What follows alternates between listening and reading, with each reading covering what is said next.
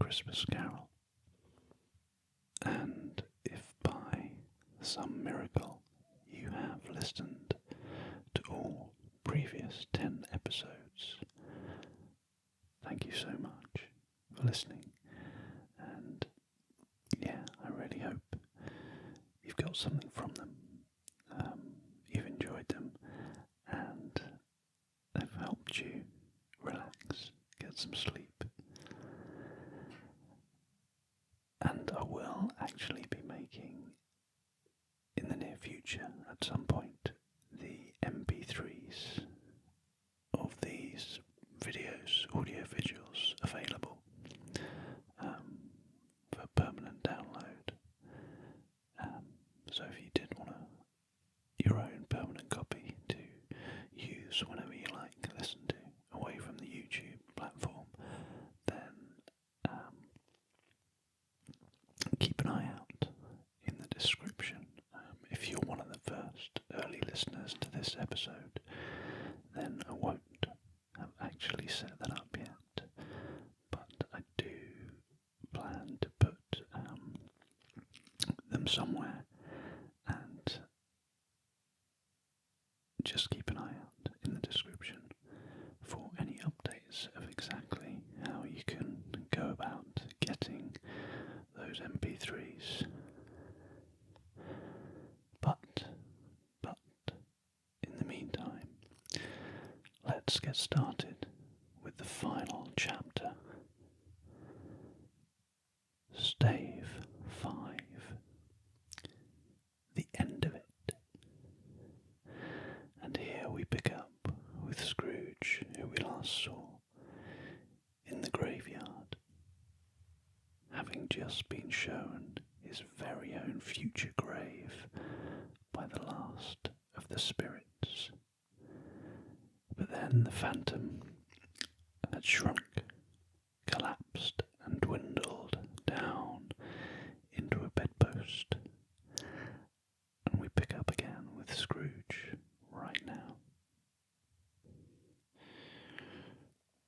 Yes, and the bedpost was his own. The bed was his own. The room was his own. Best and happiest of all, the time before him was his own, to make amends in. I will live in the past, the present, and the future, Scrooge repeated as he scrambled out of bed. The spirits of all three shall strive within me. Oh, Jacob Marley, heaven and the Christmas time be praised for this. I say it on my knees, old Jacob, on my knees.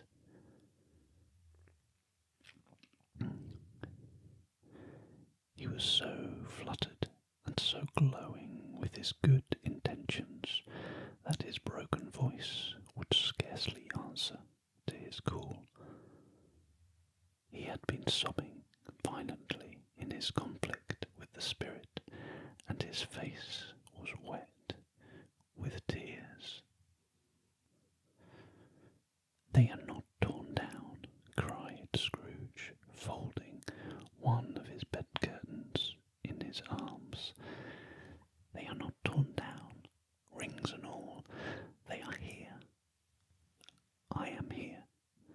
The shadows of the things that would have been may be dispelled. They will be. I know they will be. His hands were busy with his garments all this time, turning them inside out, putting them on upside down, tearing them, mislaying them, making them parties to every kind of extravagance. I don't know what to do, cried Scrooge, laughing and crying in the same breath, and making a perfect lagoon of himself with his stockings. I am as light as a feather. I am as happy as an angel. I am as merry as a schoolboy. I am as giddy as a drunken man.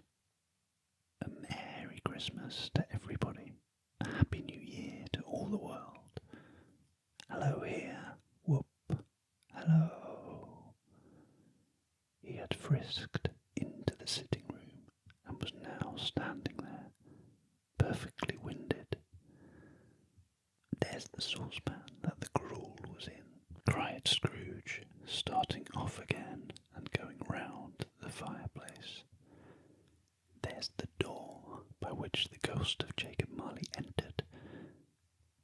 There's the corner where the ghost of Christmas Present sat. There's the window where I saw the wandering spirits. It's all right. It's all true. It all happened. Really, for a man who had been out of practice for so many years, it was a splendid laugh, a most illustrious laugh, the father of a long, long line of brilliant laughs. I don't know what day of the month it is, said Scrooge. I don't know how long I've been among the spirits. I don't know anything. I'm quite a baby. Never mind. I don't care. I'd rather be a baby. Hello. Whoop. Hello here. He was checked in his transports by the churches ringing out the lustiest peals he had ever heard. Clash, clang, hammer, ding, dong, bell. Bell, dong, ding, hammer, clang, clash. Oh, glorious, glorious. Running to the window, he opened it and put out his head.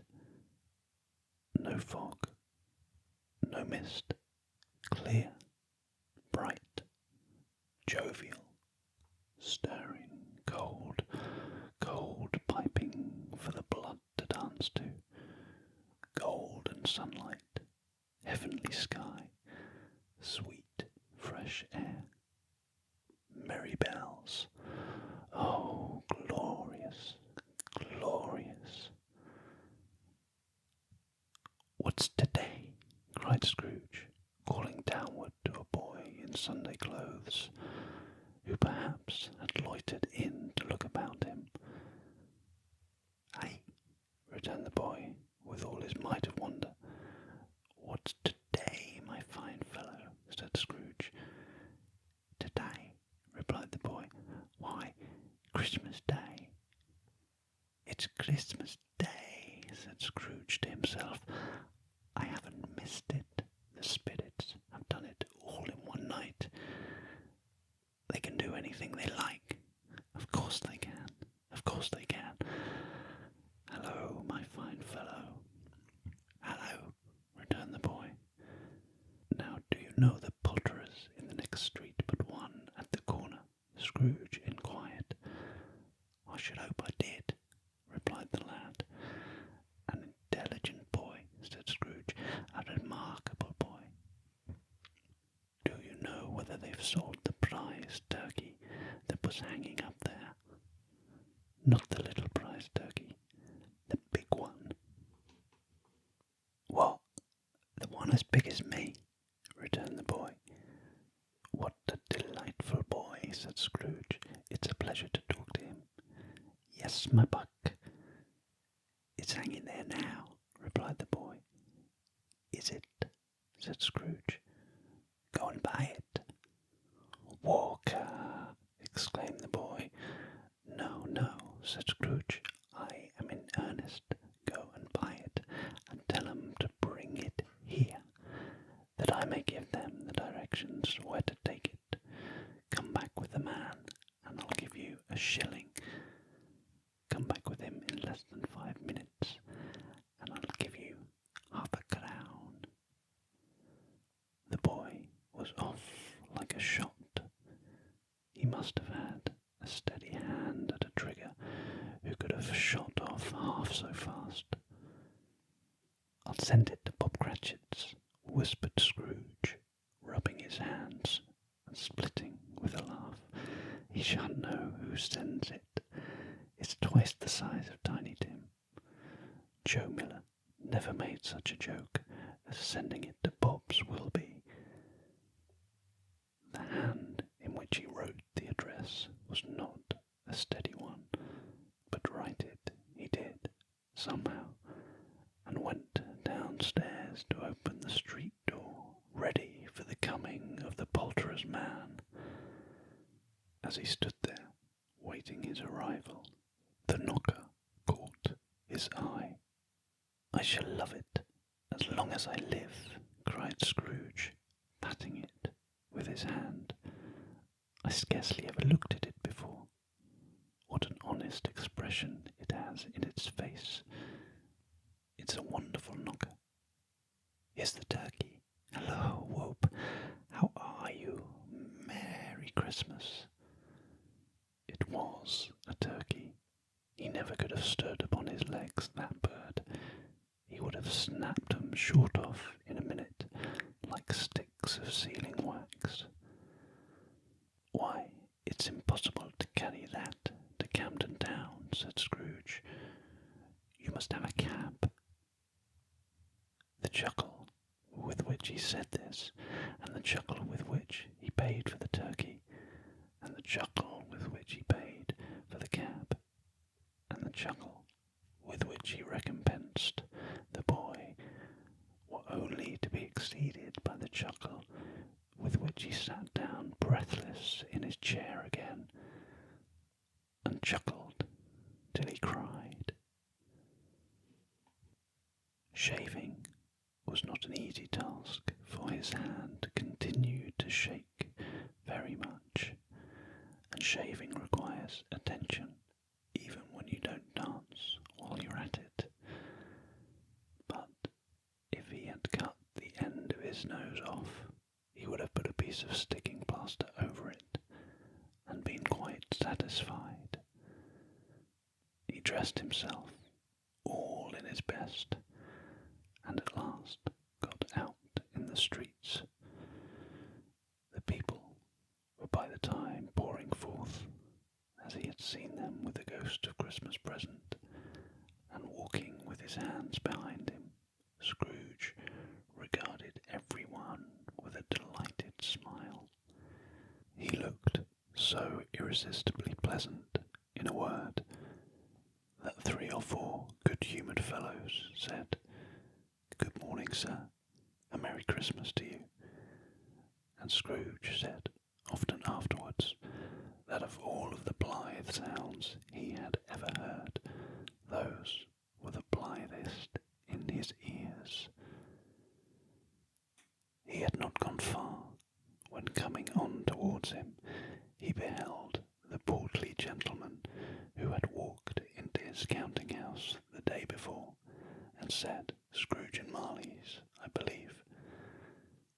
It sent a pang across his heart to think how this old gentleman would look upon him when they met, but he knew what path lay straight before him, and he took it.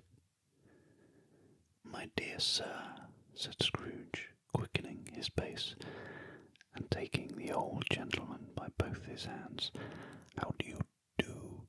I hope you succeeded yesterday. It was very kind of you. A Merry Christmas to you, sir." "Mr. Scrooge?" "Yes," said Scrooge, "that is my name, and I fear it may not be pleasant to you. Allow me to ask your pardon, and will you have the goodness—" Here Scrooge whispered in his ear. "Lord bless me," cried the gentleman, as if his breath were taken away. "My dear Mr. Scrooge, are you serious?"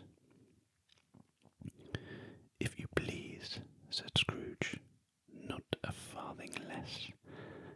A great many back payments are included in it, I assure you. Will you do me that favour?" "My dear sir," said the other, shaking hands with him, "I don't know what to say to such money. Don't say anything, please," retorted Scrooge. "Come and see me. Will you come and see me?" "I will," cried the old gentleman, and it was clear he meant to do it. "Thank'ee," said Scrooge. "I am much obliged to you. I thank you 50 times. Bless you." He went to church and walked about the streets and watched the people hurrying to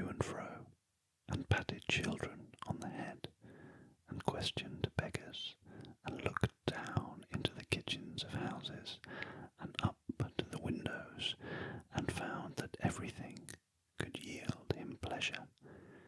He had never dreamed that any walk, that anything could give him so much happiness.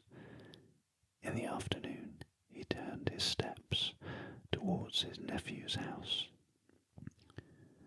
He passed the door a dozen times before he had the courage to go up and knock.